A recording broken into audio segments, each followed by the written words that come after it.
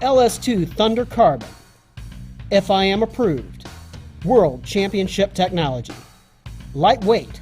Aerodynamic. Outrageous margins. Visit ls2usa.com.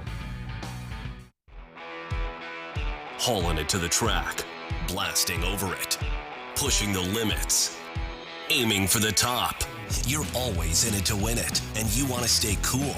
Super Cool Boil Guard reduces engine operating temperatures by up to 20 degrees. Super Cool Performance. Superior protection against cavitation, corrosion, and erosion. Don't get beat by the heat. Visit redlineoil.com for products designed and engineered to keep you cool.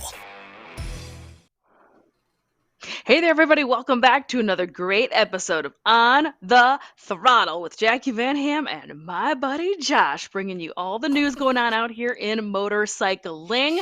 We have had an excellent long holiday weekend. It was beautiful, fireworks, motorbikes, all sorts of good stuff going on.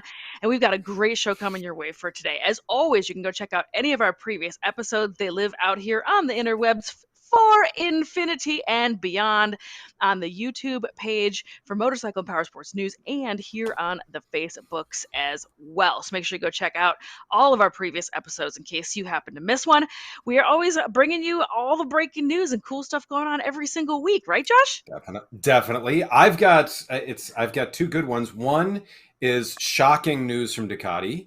The other one is I normally like to pretend I'm lost, but I don't like actually being lost. So someone's got a way to help me out there. Oh, I definitely think you are lost a lot of the time, Yes, to be honest. yes. I think that you are very, very lost. I It's do love a good intentional. dad joke. So bravo to you for the Thank Ducati you. I do what I reference, can. saying how shocking it's going to be. I feel like there might be an e-bike conversation happening No, in your not at segment. all. My stories for today, however, are going to be talking about a bike from Honda that I personally am really excited to hopefully see. Again, it is another mysterious unicorn out here on the internet. So who knows if it's going to happen or not. But there's a lot of rumors swirling around now for well over a year and a half that this thing is coming. And we're going to chat about it a little bit today. Another great retro styled bike from the folks at Honda. And then my second topic for today, we're going to be talking California dreaming, because all sorts of great events are coming up within the next handful of weeks out at Laguna Seca in beautiful Northern California. So first things first, let's talk about a motorcycle that I personally am really hoping actually Me too. happens. Again, this has been swirling around in rumor. There has been leaked documents. There has been leaked schematics and blueprints and all sorts of shenanigans out here on the internet. But this mysterious motorcycle has not revealed itself. As you can see on the screen right now, this blueprint, this is from the folks at Honda. This is an actual real blueprint. And we're hoping it becomes a real bike. This blueprint, however, is from 2019, so it has been in the works for a hot second out here. And as you can tell by just a little bit of the styling of it, this smells like it is gonna be a scrambler, and it sure looks like, according to the experts and to some eagle-eyed folks out here on the internet, this looks like it is gonna be based off of the Honda Rebel platform, and I am here for it. Josh and I were talking a little bit before we jumped on the video here today about the Honda Rebel in general. I think it is an incredibly underappreciated motorcycle from the folks at Honda. I think this is such a great little bike, and then now a great big bike because they make the larger displacement version as well. But I think it's just such a great platform, and it lends itself so well as a Rebel to customizing that in my mind, it makes perfect sense to make an addition based off of this Rebel. Kind of like the same idea, Honda released a handful of years ago, these Super Cubs and then the trail bikes and yada, yada, yada. Like they're releasing all of these extensions off of their retro portfolio of motorcycles. So the rumor is that this is potentially going to be be a CL, which is Honda geek speak for a scrambler. And I've got a couple of renderings because folks have been already kind of spitballing, guessing, looking in their crystal balls as to what hopefully this bike will look like. So I've got a couple of renderings. Again, these are all computer generated graphics. These are not real. These are not spy photos, although I super wish they were. But the very first one, Ashley, if you can go back, this very first one is what really, really caught my eye, because I think that is just very cool. Big, fat, chubby tires. I love that kind of side swept pipe. I would do the pipe a little differently, however. But the retro badging, the retro style tank, I think that is super, super slick. If you can keep on clicking through, Ashley, the other bikes that you can see, these other renderings, again, definitely reaching back into the Honda CL DNA with that iconic pinstriping on that tank right there, that very, very typical Honda pattern. And then my third rendering, that is again a total dead ringer, very much referencing that early CL 350. So I'm really excited, very curious to see if this is actually going to happen. Again, now we are like 3 years into this blueprint. So the rumor that's been floating around again this past month, however, the past handful of weeks, is that this is coming, and it is coming this year. So we're going to all have to keep an eye out and wait for this. The rumor is that this is going to be available in a CL 500 version, and then also potentially a CL 350 and or 250 version for overseas markets that require a little bit smaller displacement for people to be able to get into them a little bit easier and make it a little bit more accessible. Josh, what do you think about this news? I mean, to me, I love the idea, because it's that I make that reference back to the UJM, the Universal Japanese Motorcycle. The do everything pretty darn well. I mean, it's not gonna knock your socks off at the track. It's not gonna be anything amazing, but it's gonna do everything so unbelievably well as a package. Totally amazing. What's difficult, and as you mentioned, the underappreciation of the Rebel. It's kind of like if Toyota came out with a newer vehicle and that was more performance oriented and named it the Corolla. The problem with the Rebel is everyone instantly thinks that this is an 8 horsepower, 250 cc, and it's just that name association. And that's why I think, because the new bike, it's so brilliant in what it does. It is a low seat height to allow people to get in comfortably, start out and be totally comfortable, no issues whatsoever, still can have enough oomph to be a ton of fun, a bike that someone can grow into, but they named it the Rebel, so now everyone thinks that instantly it has been neutered and all this other stuff. To me, this is a great platform for it, and I would love to see this. This would be the grocery store bike. I would too, and you nailed it. The thing that really interests me about this bike, potentially if it comes in a CL 500 package, is now we're talking about playing in that middleweight category that is absolutely booming right now with the Tenere 700 and several other machines that are getting into this kind of dual sport, scrambler-y type vibe around the 500cc, 600cc range. That's what I think is really, really curious to me, because I still am that person out here that is saying that the adventure bikes, dual sport bikes are in my mind a little too big, a little too tall, and we need something that is a little bit more accessible for everybody, but still has that really, really cool scrambler styling. So that's my 2 cents on this bike. We're all gonna have to wait and see, but the minute that this news breaks and the CL happens or does not, we'll be bringing it to you here on the program. So make sure you stay tuned and hit that notifications on button. You are not gonna want to miss it. Now, Josh, what's going on for your first story for today? So we'll see if the unicorn actually happens there. So to me, the Ducati came out this week and showed off the V21L, which to me, it is going to be their bike for the Moto E series. They're taking over for Energica. That in itself, this has been all over the internet so much that some of the stuff with this is just amazing. But what I wanted to do is I wanted to take a few minutes and let's dive into what Ducati is replacing at Energica, because they've gone a slightly different way with this. So in this first slide, you can see on turn in, which will be easier because it weighs a lot less. So top speed, Ducati 171, Energica 160. Horsepower, they are on par with each other. Ducati's saying 148, Energica was 147. You know, I mean, that's a bad bearing. A different bearing covers that. What is interesting is Ducati has quite a bit less torque.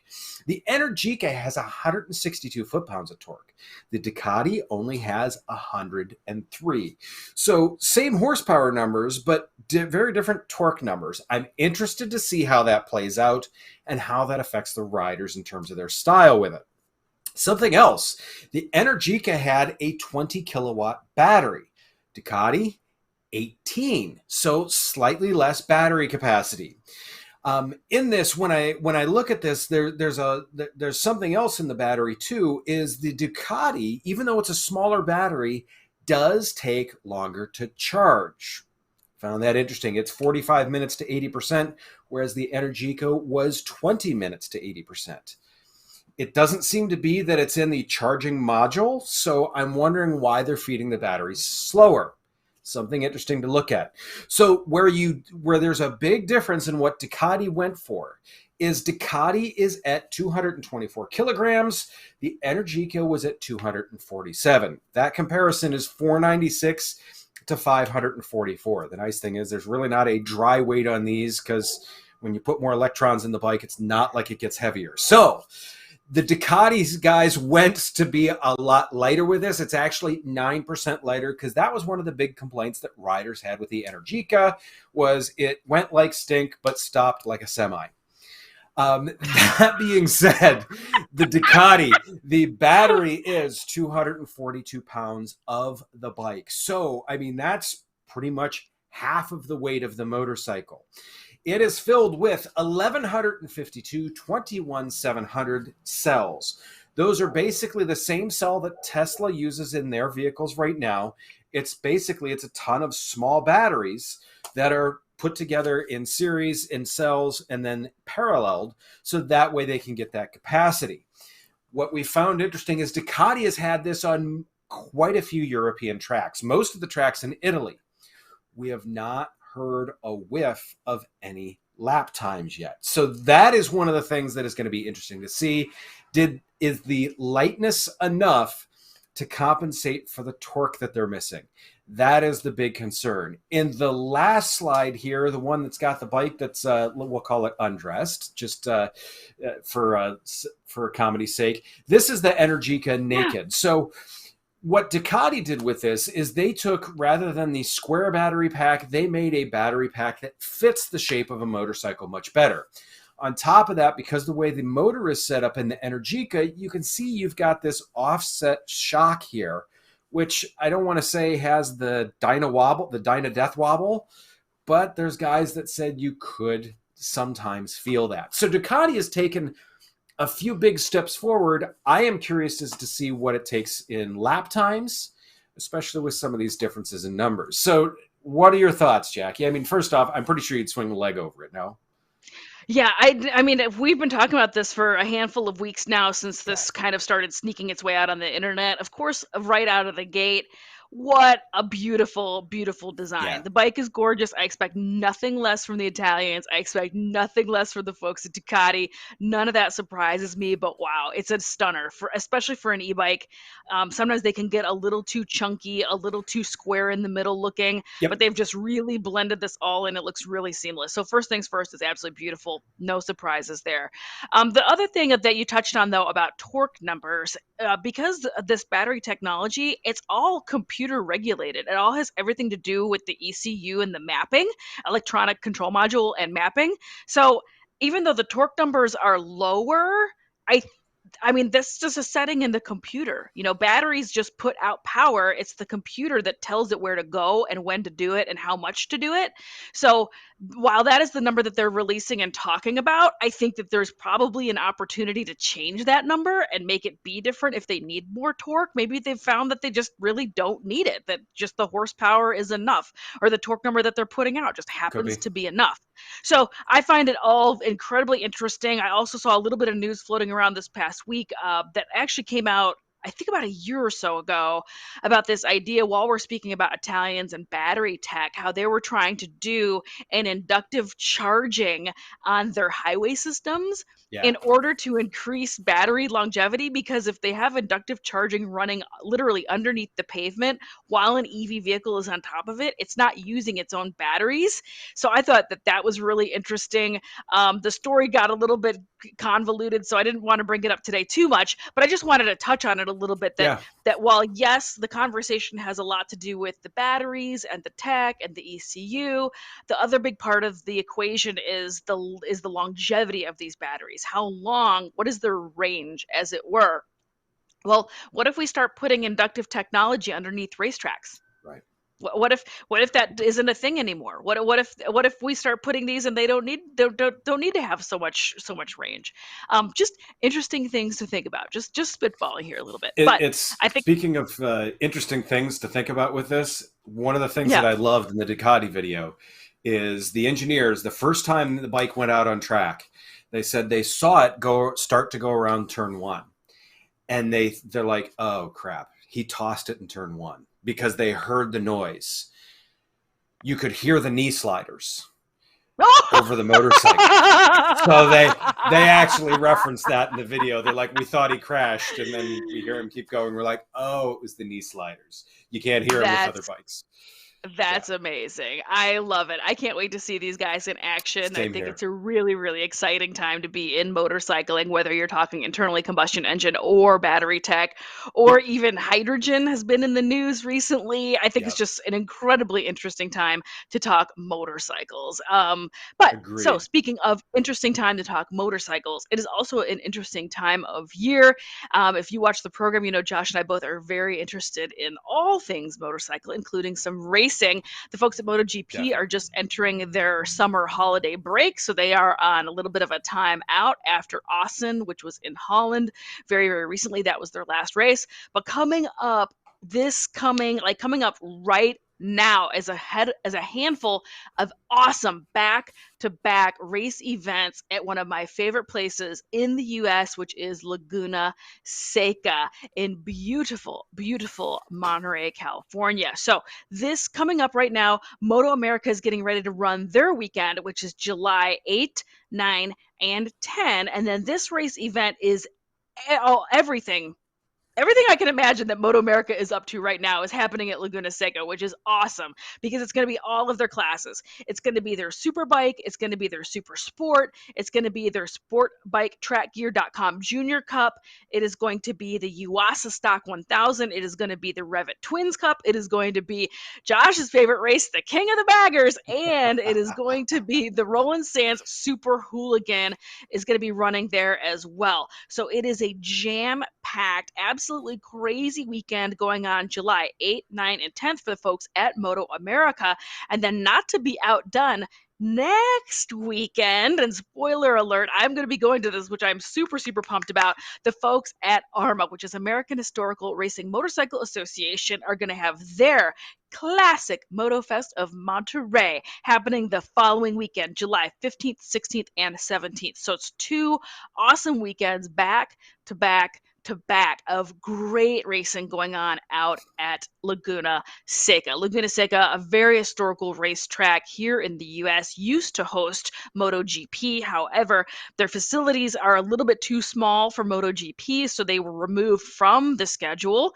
But here's what I think is interesting, and this is a total just side note, with the folks at Circuit of the Americas having all of the problems with the waviness and bumpiness of the track, and then the Indianapolis MotoGP coming off the calendar, is there an opportunity to revamp and possibly put Laguna Seca back on the MotoGP calendar? Who knows? Just putting it out there. But what I can tell you is it is a beautiful facility. It is very cool. Laguna Seca has the infamous corkscrew on it. It has huge, literally 4 and 5 story elevation changes.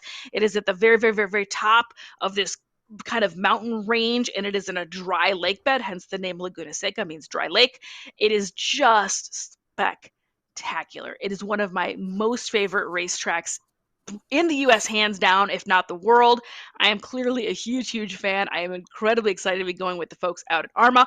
AHRMA a weekend, by the way, that 15th, 16th, and 17th, it is dirt racing and road racing as well. So just like the MotoAmerica round, there is a ton of different types of racing going on.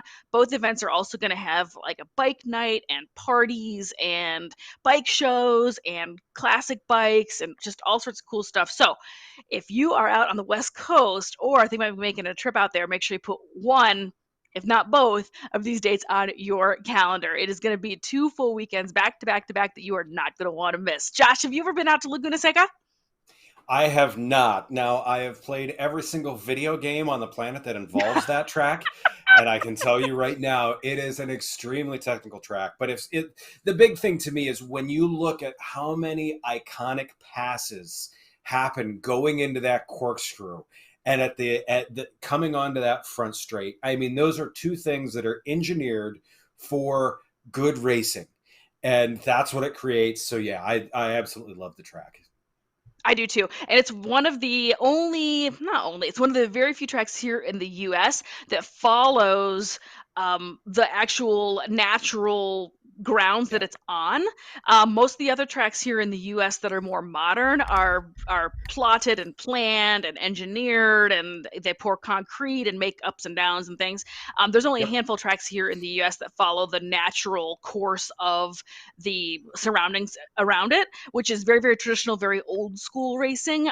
The European tracks are set up that way. So it's really, really interesting. It is very, very fast. I really, really cannot wait to go. Again, I will be out there, so please do come on out and come say hey. If any of our West Coast people are watching, I will be at the second weekend with the folks at AHRMA, which is the classic Motofest of Monterey. So feel free to come on out and come say hey. All right, Josh, what do you got going on for your second story for today? So while you're going out to see all of the people, I am doing my best to go away from all the people. And I have just the way to do it here. So the BDR, the Backcountry Discovery Routes, just released the Red Desert BDR-X, which is a route in Wyoming. And here is a photo that they have from it. This looks like a decent place to ride, if you ask me. What they've done is they are coming out with a series of what they're calling is X routes. So these are anywhere from 100 to 400 miles from what I'm understanding. It's set up to be a 1 to 2 day route. Most of the BDR routes, you're out there for a week. And I mean, there's stops, there's places to camp, refuel, etc., etc. These are much smaller routes. So this one, the Red Desert route, is a 149-mile loop that is not covered by the normal BDR route. Some of the ones that they have planned are the Steens Mountain and Alvarado Desert. They've got one for Oregon. They've got one planned for South Dakota. And the one that I am super excited about, which is because it's pretty accessible to me, is the PA Wilds. So I'm really excited about this. What BDR does is, first off, they create these epic videos about these routes that just make you, I mean, they literally make you punch yourself in the face because you're like, why am I on the couch and not here? Yes, those are people up on top of the hill there. So they not only produce these films, which make you say, you idiot, get the bike going, get out of the garage. They give you interactive maps. They also give you the GPX file, so that way you can plug it into your GPS, have the routes. They also do printable maps. They also have travel resources listed, like gas, food, camping, all those other items, so you can plan your adventure route accordingly. To me, that is one of the biggest things in making sure you have a good time, is knowing where your fuel is, knowing where your food is, and knowing where you can sleep. To me, I mean, I saw the video from this, and I mean, just the scenery is, I mean, it looks like a National Geographic film. I am super stoked because, like I said, they're saying later this year, this fall, will be the PA Wilds, and you can bet a couple of days after that one gets released, I will be there. What would you ride there, Jacqui, or no? What are your thoughts? Yeah. You like the scenery? No, I do love some scenery. I love seeing some cool stuff on a bike. I do ride some dirt bikes every once in a blue moon. I do enjoy some dirt biking. So yes, and I think that this is so clever because the BDR, while very, very cool curated experience. And you're right, I love the fact that it's curated. You know, they tell you where Yeah. you're going to get gas, where you're going to stop, where you're going to sleep, all that stuff. I really enjoy that bit of it. You know, I don't want to go in a tour, but I do kind of like the idea of having like a tour guide. So that's what the Yes. BDR to me has been a really, really interesting, very neat, cool thing. But can I take off like a week and a half to go do this thing? No. Correct. Or do I have the skill sets to go do a thing for a week and a half? I do Probably not also either. no. So I think that this is a very, very smart move, making something that's a little quicker, a little shorter, a little easier for more people to get in and out Yep. of faster, and then really put that toe in the water in a bigger way to go have some adventures on their own personal motorcycles. I think this is super, super clever. And you're absolutely right. Their marketing is because Oh, they it's put out amazing. the most beautiful, beautiful digital content. If you don't go follow it, go check out BDR out there on the internets. They've got all sorts of awesome tours and things Yeah. all over the country, everywhere, every corner. So there is definitely a ride near you. And then For sure. hopefully, if you don't want to do a whole week-long adventure, hopefully there will be a BDR-X near you sometimes soon. So thank you so much, Josh. Very exciting, very cool news for Yeah. this week, as always. We're always keeping our finger on the pulse out here, bringing you all the good stuff going on out here in motorcycles and power sports. Feel free to go ahead, say hey to us in the comments. If you got any questions, Josh and I both always jump back on, peek in, say hey, and I'm Yep. more than happy to answer any questions for you. Thank you for clicking, liking, and sharing all of these videos as always. And we will see you next week.